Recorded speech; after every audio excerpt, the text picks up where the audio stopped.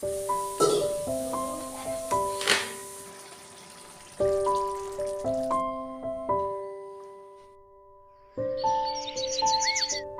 Friends, welcome to my channel. আশা করছি তোমরা সবাই ভালো আছো। তো আমিও ভালো আছি।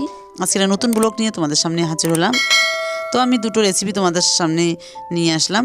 তো তোমরা আমার রেসিপি দুটো দেখো, আর যদি ভালো লাগে তাহলে অবশ্যই কমেন্ট করে জানাবে, আর সাবস্ক্রাইব করতে ভুলবে না।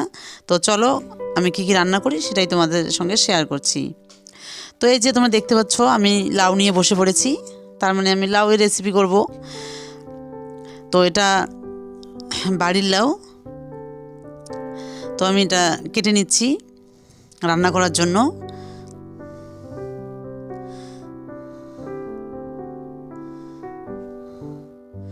তো এদিকে আমার লাউটা কাটা প্রায় হয়েই যাচ্ছে। তো আমি লাউটা কাটা শেষ হয়ে গেলে আমি লাউ বসিয়ে দেব রান্না করার জন্য।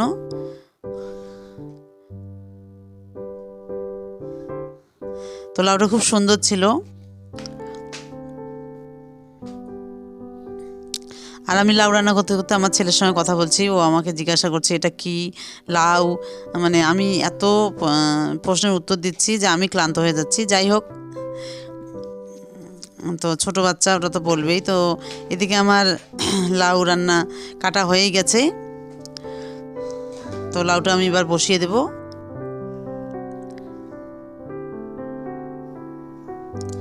তো এই যে আমার লাউটা কাটা হয়ে গেছে, আমি ধুয়ে নিলাম এবার। তো আমি কী কী নিলাম সেটাই তোমাদের দেখাচ্ছি। তো এই যে আমি পেঁয়াজ কেটে নিয়েছি, আর দুটো কাঁচা মরিচ নিয়েছি, ধনেপাতা নিয়েছি, আর ফোড়ন দেওয়ার জন্য গোটা জিরে, আর হলো শুকনো লঙ্কা। আর এদিকে হলুদ গুঁড়ো, মরিচের গুঁড়ো, জিরে গুঁড়ো সব নিয়েছি। আর আমি কড়াইও বসিয়ে দিয়েছি। তো এই যে আমি কড়াইয়ে তেল দিয়ে দিলাম। তো আমি এবার ফোড়ন দেওয়ার জন্য প্রথমে শুকনো লঙ্কা আর গোটা জিরে দিয়ে দিব।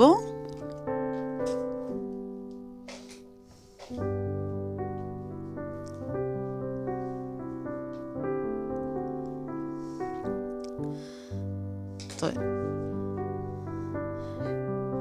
কেটে রাখা পেঁয়াজ কুচিটাও দিয়ে দিলাম।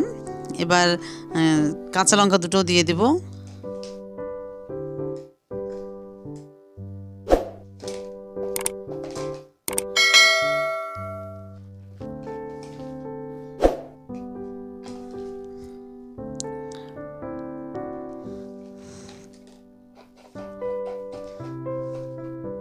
তো এদিকে আমার পেঁয়াজটা ভাজা হয়ে গেছে। এবার আমি লাউ দিয়ে দেব।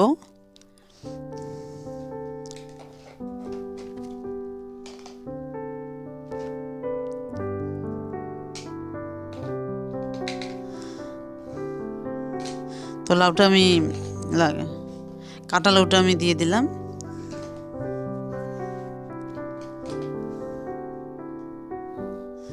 তো এবার আমি লবণ দিয়ে দিলাম। তো হলুদ দিয়ে দেব, আর জিরের গুঁড়ো দিয়ে দেব, সব দিয়ে দিলাম। এবার আমি নেড়ে চেড়ে এটা ঢেকে দেব।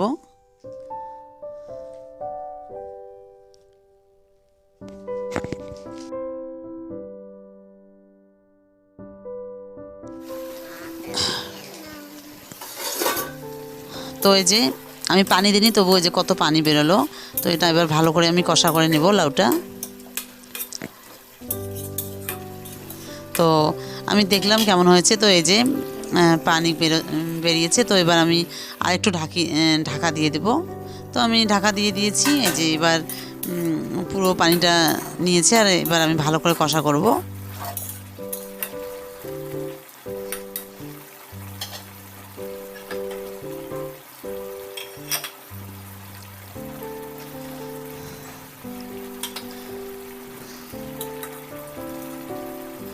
তো আমি দেখছি যে লাউটা সিদ্ধ হচ্ছে কি হচ্ছে না।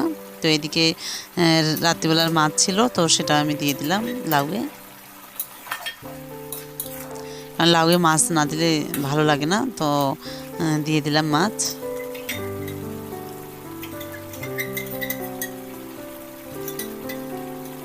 তো আমার ভিডিওটা যদি তোমাদের ভালো লেগে থাকে তাহলে অবশ্যই সাবস্ক্রাইব করবে আর কমেন্ট করতে ভুলবে না।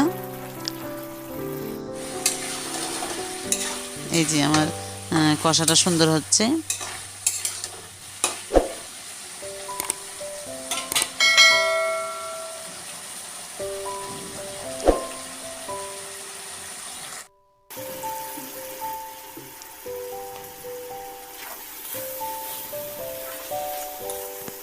তো এবার ভালো করে নেড়েচেড়ে আমি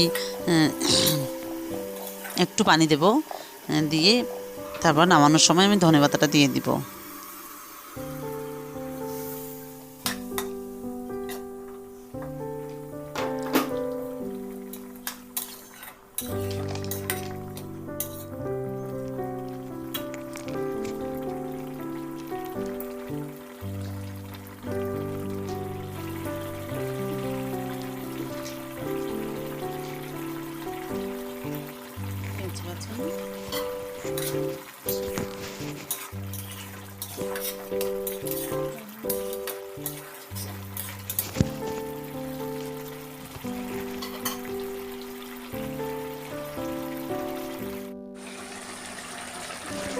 তো আমার ফাইনালি লাউ রান্না করা শেষ হয়ে গেল।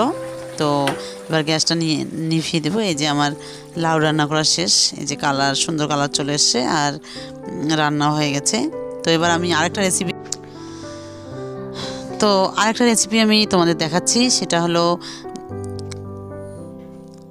আলু দিয়ে ডিম রান্না করব। তো আমি সব নিয়ে নিয়েছি। তো এদিকে কড়াই বসিয়ে দিয়েছি, তেল গরম হয়ে গেছে। তো পেঁয়াজ দিয়ে দিলাম এবার। আর আমি যেহেতু আমার ছেলে মেয়ে খাবে, তো আমি মরিচ দিইনি, ওখানে ক্যাপসিকাম দিয়েছি।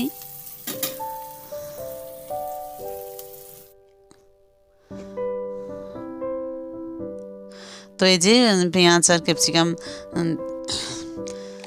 হয়ে গেছে। তো এবার আলুটা দিয়ে দিলাম। আলু কষিয়ে নেব ভালো করে। আর আলুতে আমি লবণ, হলুদ আর জিরের গুঁড়ো দিয়ে দেব।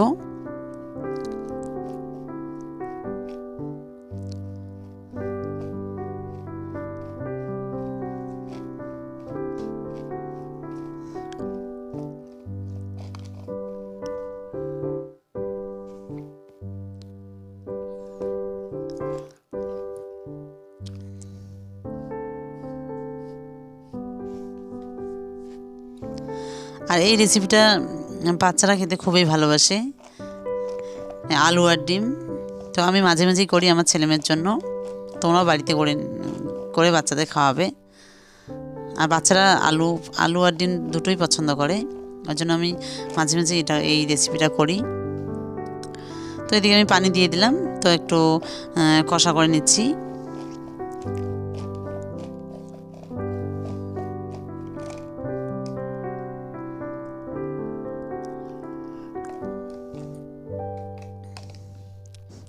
আর ডিম দুটো দিয়ে আমি ভালো করে নেড়ে চেড়ে নিলাম।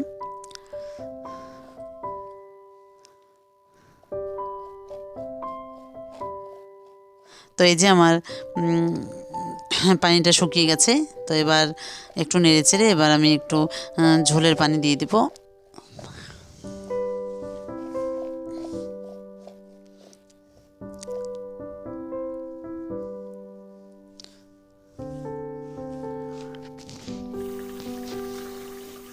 তো এই যে আমার রান্না প্রায় কমপ্লিট। এবার আমি ধনেপাতা দিয়ে দিলাম। তো দিয়ে এবারে এটা নামিয়ে নেব। তো আমার ভিডিওটা যদি তোমাদের ভালো লেগে থাকে তাহলে অবশ্যই কমেন্ট করবে আর সাবস্ক্রাইব করতে ভুলবে না। আর প্লিজ তোমরা লাইক করবে। তো আজকে ব্লগটা আমি এখানেই শেষ করছি। তোমরা সবাই ভালো থেকো। Tata, by.